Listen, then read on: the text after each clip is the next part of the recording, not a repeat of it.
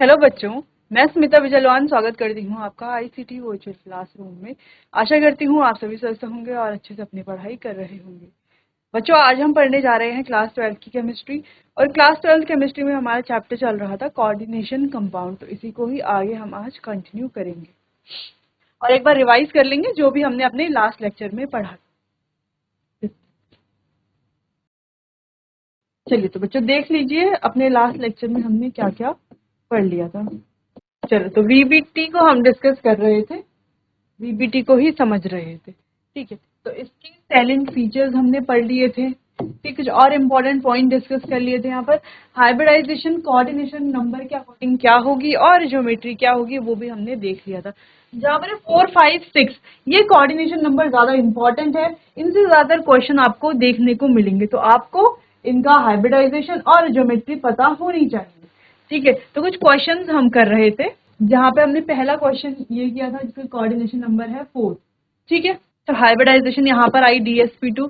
दूसरा क्वेश्चन क्या, यहाँ पर भी कोऑर्डिनेशन नंबर 4 ही है, लेकिन हाइब्रिडाइजेशन जो है वो अलग आई है, यहाँ पर आई है sp3। तो ऐसा क्यों, ये हमने समझ लिया था। क्लियर है इतना। फिर बच्चा एक और क्वेश्चन हमने किया था जहां पर हाइब्रिडाइजेशन 4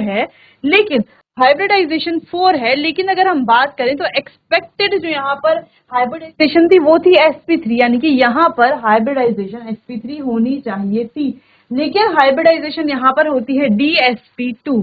किस वजह से, ट्रांसफेरेंस इफेक्ट की वजह से। अमोनिया NH3 के जो लोन पेयर्स हैं वो शो करते हैं रिपल्शन, जिस वजह से यहाँ पर होता है ट्रांसफेरेंस इफेक्ट। ठीक है, तो हाइब्रिडाइजेशन में हमें डिफरेंस देखने को मिलते हैं।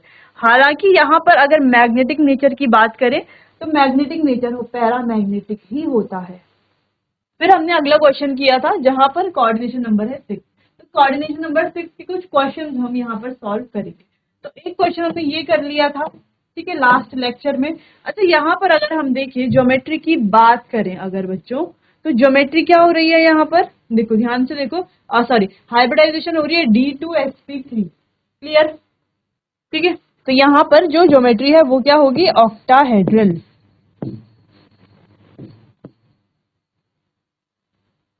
अगर स्पिन अगर हम देखें तो देखो यहाँ पर ये इनर वाले डी ऑर्बिटल यूज हो रहे हैं, इस वजह से यहाँ पर होगी लो स्पिन कॉम्प्लेक्स। क्या बनेगा, लो स्पिन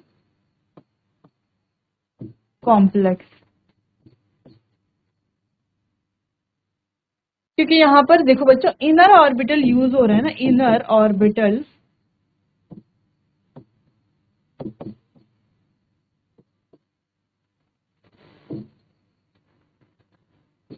कॉम्प्लेक्स, यहाँ पर भी इनर ऑर्बिटल यूज हो रहे हैं, तो यहाँ पर भी लो स्पिन कॉम्प्लेक्स ही होगा। क्लियर है इतना, इतना समझ में आया। चलिए तो इतना आप नोट कर लीजिए। कुछ और क्वेश्चंस हम करेंगे कोऑर्डिनेशन नंबर 6 से रिलेटेड, और कुछ एक्सेप्शनल केसेस भी यहाँ पर देखेंगे। चलिए, अच्छा, मैग्नेटिक नेचर की अगर हम बात करें तो देखो एक भी अनपेयर्ड यहाँ पर नहीं है, है ना, एक भी अनपेयर्ड इलेक्ट्रॉन यहाँ पर नहीं है, इस वजह से ये जो है इसका मैग्नेटिक नेचर की अगर हम बात करें तो ये है डायामैग्नेटिक।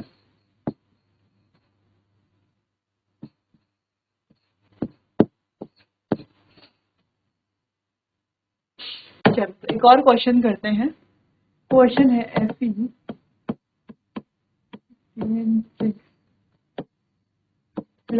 तो देखो इस वाले क्वेश्चन से तो काफी डिफरेंट है। यहाँ पर क्या था, चार्ज -4, यहाँ पर चार्ज है +3। ठीक है, चलो तो इसे एक बार आप खुद से ट्राई करो। तो सबसे पहले हमें क्या पता होना चाहिए, यहाँ पर ऑक्सीडेशन नंबर हम निकालेंगे सबसे पहले। तो x प्लस Cn होता है -1 इंटू 6 इज इक्वल्स टू +3।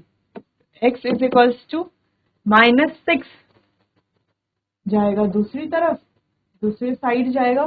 ठीक है, फिर क्या होगा, 3 माइनस, ये होगा -6 इधर जाएगा, हो जाएगा +6 -6, x इज इक्वल्स टू +3। ठीक है, तो Fe आ गया यहाँ पर +3 oxidation state. Clear. Coordination number की बात करें तो कोऑर्डिनेशन नंबर है यहाँ पर हमारा 6। हाइब्रिडाइजेशन फाइंड करेंगे, इजीली फाइंड हो जाएगी। देखो इलेक्ट्रॉनिक कॉन्फ़िगरेशन होती है Fe की, 3d6 4s2 Fe+3 अगर है तो 2 और 1 3 चलेगा तो ये हो गया 3d5। ठीक है, 2 s से जाएंगे और 1 d से जाएगा, 3d5 हो गया। ठीक है, तो जब हम बनाएंगे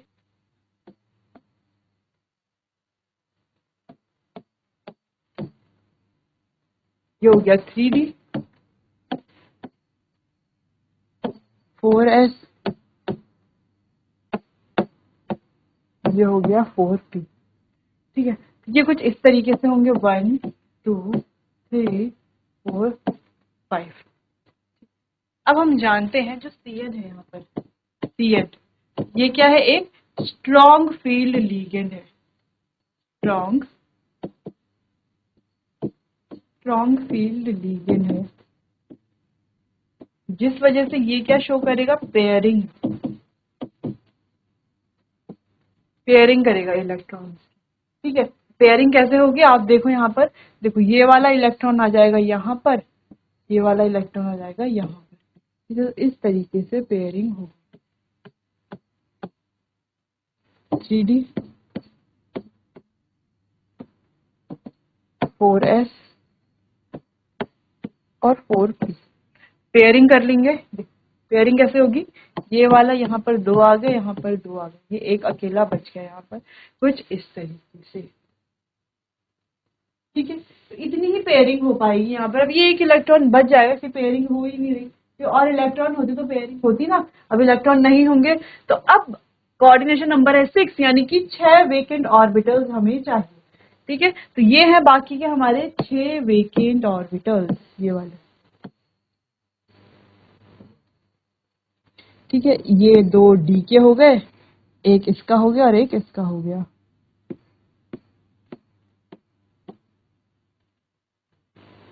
तो 6 वेकेंट ऑर्बिटल हमारे पास आ गए, जो किससे बने हैं, इसलिए इंटरमिक्सिंग से बने। किसकी इंटरमिक्सिंग से, D2sp3। ठीक है, तो ये वाला भी D2sp3, ये वाला भी, ये वाले सारे क्या हैं, D2sp3 हाइब्रिड ऑर्बिटल हैं। क्लियर, यानी कि हाइब्रिडाइजेशन क्या हो गई यहाँ पर, D2sp3 हाइब्रिडाइजेशन यहाँ पर हो गई है। क्लियर है इतना। चलो, अगर हम ज्योमेट्री की बात करें तो D2sp3 अगर हाइब्रिडाइजेशन है तो यहाँ पर ज्योमेट्री क्या होगी, geometry would be octahedral. Octahedral. और अगर हम मैग्नेटिक नेचर की बात करें तो देखो बच्चों, यहाँ पर एक इलेक्ट्रॉन क्या है, अनपेयर्ड है, ये वाला इलेक्ट्रॉन क्या है, अनपेयर्ड है, जिसकी वजह से यहाँ पर मैग्नेटिक नेचर हो जाएगा paramagnetic.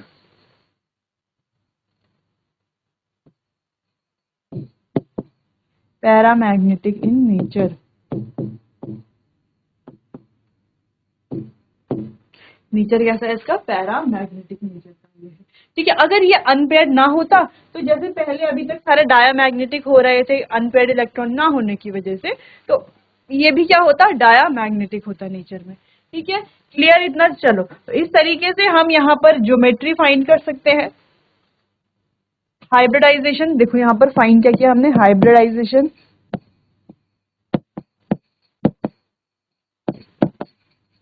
Next geometry, magnetic nature. ठीक है, फील्ड का पता लगाया हमने, कौन सा फील्ड है, स्ट्रॉन्ग फील्ड, सॉरी मतलब लीगेंड का पता लगाया, स्ट्रॉन्ग फील्ड लीगेंड है या वीक फील्ड लीगेंड है, साथ ही कोऑर्डिनेशन नंबर और ऑक्सीडेशन नंबर। ठीक है, तो कई सारी चीजें हम यहाँ पर पता लगा सकते हैं। क्लियर इतना। चलिए नोट कर लीजिए इसे। चलिए नेक्स्ट करते हैं।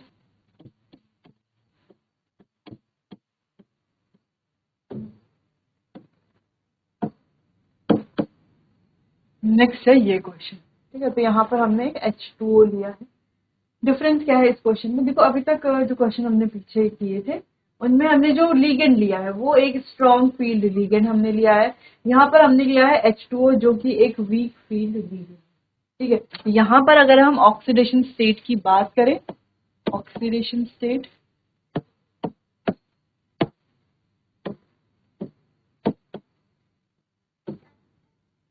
तो यहाँ पर जो Fe है वो +2 ऑक्सीडेशन स्टेट में। देखो H2O न्यूट्रल है जिस वजह से ये 0 हो जाएगा, ठीक है। तो H2O न्यूट्रल है तो ये 0 है, यानी कि बाहर का ये जो +2 चार्ज है ये H2O पर तो नहीं है, ना ही H2O का है, क्योंकि H2O तो 0 होता है, न्यूट्रल होता है, इसलिए बाहर का जो ये +2 है ये पूरा का पूरा Fe का होगा। ठीक है, चलो तो ये हो गया Fe+2। यहाँ पर कोऑर्डिनेशन नंबर तो हमें दिख ही रहा है, कोऑर्डिनेशन नंबर है 6। क्लियर। चलो अब बात करते हैं यहाँ पर हाइब्रिडाइजेशन फाइंड करने की। हाइब्रिडाइजेशन फाइंड कैसे करेंगे, तो चलो सबसे पहले Fe का electronic configuration 3d6 4s2 +2 oxidation state में अगर हम लिखें तो ये हो जाएगा 3d6। 4s के तो इलेक्ट्रॉन चले गए क्योंकि, ठीक है। चलो तो अगर हम बनाएंगे इसे तो कुछ इस तरीके से लिखेंगे, ये है 3d 4s और 4p।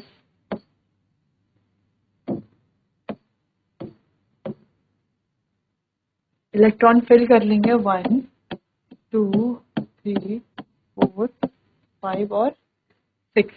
ठीक है, तो इस तरीके से हमने इलेक्ट्रॉन फिल कर दिए। एस में 2 इलेक्ट्रॉन थे, एस के इलेक्ट्रॉन क्या हो गए, डोनेट हो गए है ना। एस ने इलेक्ट्रॉन दे दिए 2, तभी तो +2 चार्ज आया है यहाँ पर Fe पर। ठीक है, चलो तो ये क्लियर है इतना। अब देखो बच्चों, जो हमारे पास है H2O, ये क्या है, एक वीक फील्ड लीगेंड है, जिस वजह से यहाँ पर नो पेयरिंग ऑफ इलेक्ट्रॉन, यहाँ पर इलेक्ट्रॉन की कोई पेयरिंग नहीं होगी, एक वीक फील्ड लीगेंड होने की वजह से। ठीक है, तो चलो यहाँ पर ये बनेगा कैसा,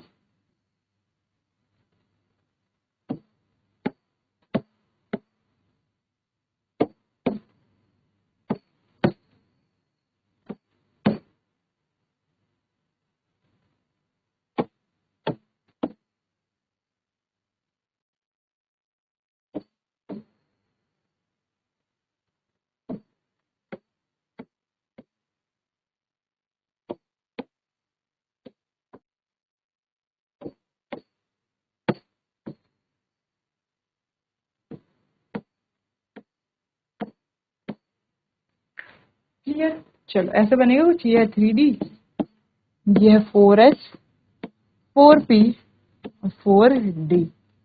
ठीक है, अब यहाँ पर तो 6 इलेक्ट्रॉन फिल है, 1 2 3 4 5 और 6। इस तरीके से 6 इलेक्ट्रॉन यहाँ पर फिल है। क्लियर। तो 6 H2O कहाँ पर आएंगे, यहाँ पर आएंगे, इन पे आएंगे। कौन कौन से, एक ये वाला,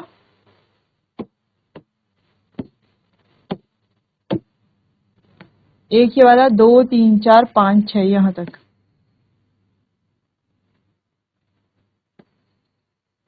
ठीक है, तो कहाँ पर इंटरमिक्सिंग होगी, 4s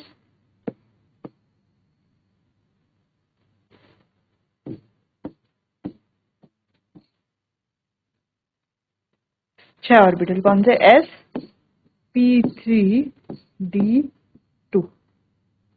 इस तरीके। क्लियर है इतना, कोई कंफ्यूजन तो नहीं है। देखो यहाँ पर पेयरिंग क्यों नहीं हुई, अब कुछ बच्चे कहेंगे कि ये तो यहाँ पर आना चाहिए था, ये यहाँ पर आना चाहिए था, इलेक्ट्रॉन की पेयरिंग होनी चाहिए थी। लेकिन ध्यान देना है कि ये एक वीक फील्ड लीगेंड है, तो लीगेंड का फर्क यही पड़ता है। स्ट्रॉन्ग फील्ड लीगेंड है तो पेयरिंग हो जाएगी, है ना, इनर ऑर्बिटल्स यूज में आ जाएंगे। और अगर वीक फील्ड लीगेंड है तो पेयरिंग नहीं होगी, तो हमें आउटर ऑर्बिटल को ही यूज करना पड़ेगा। ठीक है, चलो तो sp3d2 हाइब्रिडाइजेशन यहाँ पर हो गई। और अगर हम यहाँ पर ज्योमेट्री की बात करते हैं तो ज्योमेट्री सेम ही होती है, ज्योमेट्री है ऑक्टाहेड्रल।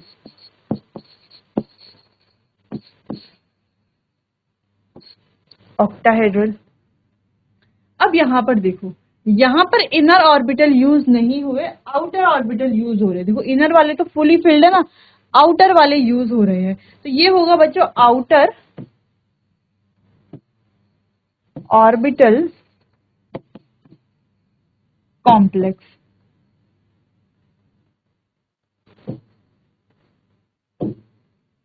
और यहाँ पर इनर वाले भी यूज हुए नहीं है, इनर वाले में सब में क्या है, देखो अनपेयर्ड इलेक्ट्रॉन है, इस वजह से ये हो जाएगा हाई स्पिन कॉम्प्लेक्स। ठीक है, क्या हो जाएगा, हाई स्पिन कॉम्प्लेक्स ये हो जाएगा। क्लियर है इतना? चल, इस तरीके से क्वेश्चन आएगा तो आप सॉल्व कर लोगे, या कहीं पर भी कोई भी आपको कोऑर्डिनेशन कंपाउंड दिया जाता है या कोई भी कॉम्प्लेक्स कंपाउंड आपको दिया जाता है, ठीक है, तो आप खुद से उसका हाइब्रिडाइजेशन ज्योमेट्री है और जो इसका आउटर स्पिन कॉम्प्लेक्स है या इनर है, ठीक है, इसके अलावा लो स्पिन है, हाई स्पिन है, क्या ज्योमेट्री है, कौन सा फील्ड का लीगेंड है, स्ट्रांग है या वीक है, तो ये आप आसानी से आप कर लोगे अगर आपको कोई भी क्वेश्चन दिया जाएगा तो। क्लियर? चलिए इसे आप नोट कर लीजिए बच्चों। चलिए कुछ इंपॉर्टेंट पॉइंट्स की बात करते हैं।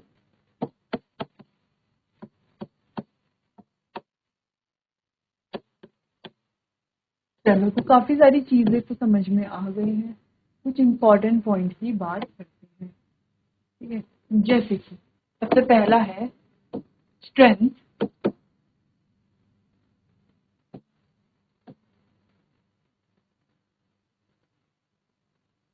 Strength of a ligand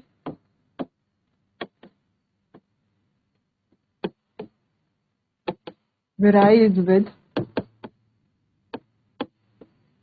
Z effective of central metal atom। यानी कि अगर सेंट्रल मेटल एटम का जो Z इफेक्टिव है उसमें चेंजेस आएंगे तो लीगेंड की स्ट्रेंथ में भी चेंजेस आएंगे। यहाँ हम कहें सेंट्रल मेटल एटम का Z इफेक्टिव अगर ज्यादा होगा तो लीगेंड उतना ही ज्यादा स्ट्रेंथ, यानी कि उतनी ज्यादा उसकी स्ट्रेंथ होगी, उतना वो स्ट्रॉन्ग लीगेंड होगा। क्लियर है? तो ये हमारा पहला पॉइंट। सेकेंड पॉइंट की बात करें, इन 4D and 5D series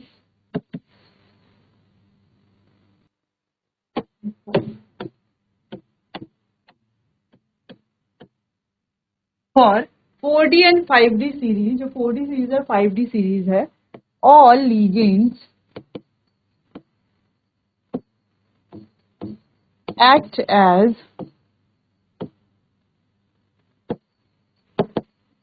strong field ligand due to their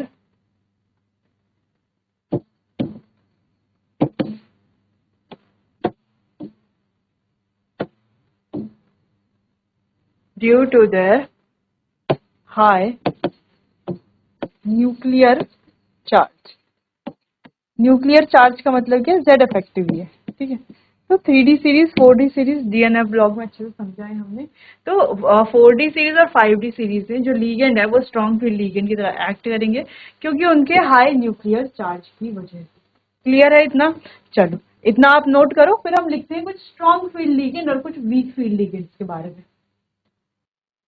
चलिए, तो एक टेबल हम लिखेंगे जहां पर हम स्ट्रॉन्ग फील्ड लीगेंड और वीक फील्ड लीगेंड्स को लिखते हैं। यहाँ पर आगे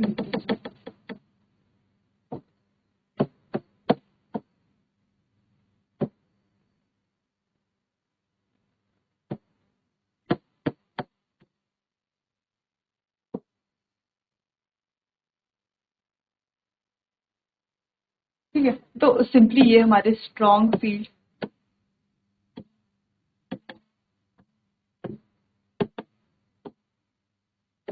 लीगेंड और ये हमारे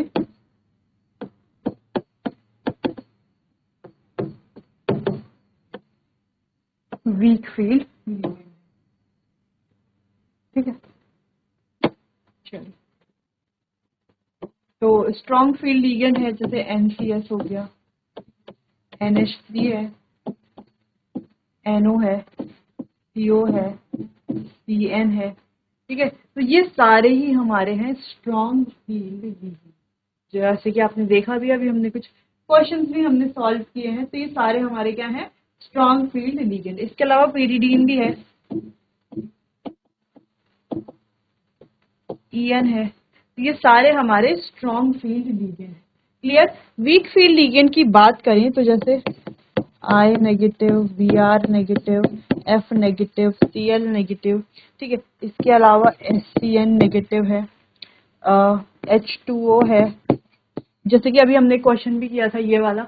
H2O क्या है? एक हमारा वीक फील्ड लीगेंड है, ठीक है। इसके अलावा OH है, C2O4 2 नेगेटिव है, इसके अलावा CH3COO है, ठीक है बच्चों। और एक और है NO3 नेगेटिव है।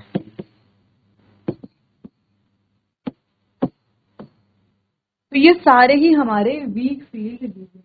तो ये आपको याद रखने हैं कि स्ट्रॉन्ग फील्ड लीगेंड कौन से हैं, ठीक है। pyridine के साथ एक डायपिरिडीन भी है, ठीक है। तो आपको ध्यान रखना है, याद रखना है कि कौन से हमारे स्ट्रॉन्ग फील्ड लीगेंड है और कौन से वीक फील्ड लीगेंड है। देखो ध्यान आपको इसलिए रखना है क्योंकि स्ट्रॉन्ग फील्ड लीगेंड जहां पर भी आएगा वहां पर आप क्या कर पाओगे? पेयरिंग कर पाओगे, इलेक्ट्रॉन की पेयरिंग कर पाओगे, ठीक है। या आप लिख लो पेयरिंग विल अकर। और जहां पर भी वीक फील्ड लीगेंड होंगे वहां पर पेयरिंग नहीं हो पाएगी, नो पेयरिंग।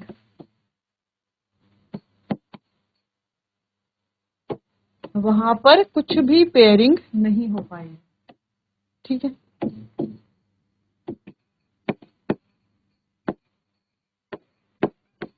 यहाँ पर इलेक्ट्रॉन की कोई पेयरिंग नहीं होगी जहां पर हमारे वीक फील्ड लीगेंड होंगे, ठीक है। तो इस तरीके से आपको इनको याद कर लेना कि कौन से हमारे स्ट्रॉन्ग फील्ड हैं, कौन से हमारे वीक फील्ड हैं। अच्छा, इनका ऑर्डर भी होता है, आप चाहो तो ऑर्डर वाइज भी इनको याद कर सकते हो, ठीक है। क्योंकि अगर कहीं पर आपको 2 लीगेंड्स मिल जाए, है ना, ठीक है, तो आपको ऑर्डर पता होना चाहिए कि किसका ज्यादा है किसका कम है। पहले फिलहाल आपको ये पता होना चाहिए कि स्ट्रॉन्ग फील्ड है कौन सा और वीक फील्ड लीगेंड है कौन सा। क्लियर इतना? चलिए नोट कीजिए। चलिए, ये तो बात हो गई वीबीटी की। अब वीबीटी के कुछ लिमिटेशंस या ड्रॉबैक्स आप कह सकते हैं। देखो पूरी थ्योरी हमने पढ़ ली, पूरी थ्योरी को अच्छे से समझ लिया। अब कुछ अगर हम लिमिटेशंस की बात करें तो जो हमारी वैलेंस बॉन्ड थ्योरी है वो यहाँ पर क्या नहीं बता पाई है ना, इसके बारे में बात करेंगे, ठीक है। तो सबसे पहले वैलेंस बॉन्ड थ्योरी जो है वो इनर ऑर्बिटल कॉम्प्लेक्स और आउटर ऑर्बिटल कॉम्प्लेक्स को एक्सप्लेन नहीं कर पाई। जैसे कि हमने यहाँ पर देखा कि ये वाला इनर ऑर्बिटल है, लो स्पिन है, आउटर ऑर्बिटल वाला हाई स्पिन होता है। तो ये कैसे है कि आउटर ऑर्बिटल है, हाई स्पिन, लो स्पिन, इनर ऑर्बिटल, तो इसे ये एक्सप्लेन नहीं कर पाया। दूसरी चीज, जैसे कि हमने यहाँ पर मैग्नेटिक नेचर के बारे में बात की कि पैरामैग्नेटिक है या डायमैग्नेटिक है, तो वीबीटी इस मैग्नेटिक नेचर को भी एक्सप्लेन नहीं कर पाई, ठीक है। तो यहाँ पर ये एक्सप्लेन तो बाद में हुआ, हमने पहले इसे समझ लिया है, ठीक है, ताकि बाद में अब हमें प्रॉब्लम नहीं आएगी, बाद में हम आसानी से मैग्नेटिक नेचर को फाइंड कर लेंगे, ठीक है। तो यहाँ पर वीबीटी ने मैग्नेटिक नेचर के बारे में नहीं बताया, पैरामैग्नेटिक और डायमैग्नेटिक। और तीसरी और सबसे इंपॉर्टेंट चीज है कि जो वीबीटी है उसने लीगेंड्स की स्ट्रेंथ के बारे में बात नहीं की, लीगेंड्स के स्ट्रेंथ को एक्सप्लेन वो नहीं कर पाए कि कौन सा, जैसे अगर पेयरिंग हो रही है तो वो स्ट्रॉन्ग फील्ड लीगेंड है, तो क्यों है ऐसा, क्यों पेयरिंग हो रही है। इसके अलावा अगर पेयरिंग नहीं हो रही तो वो एक वीक फील्ड लीगेंड है, लेकिन वीक फील्ड लीगेंड क्यों है, ठीक है, इस बात को वो एक्सप्लेन नहीं कर पाए। तो ये थी वीबीटी की कुछ लिमिटेशन। चलिए बच्चों, तो आज के लिए बस इतना ही, बाकी चैप्टर को कंटिन्यू करेंगे हम अपने आने वाले अगले सेशन में। तब तक के लिए आपका बहुत बहुत धन्यवाद।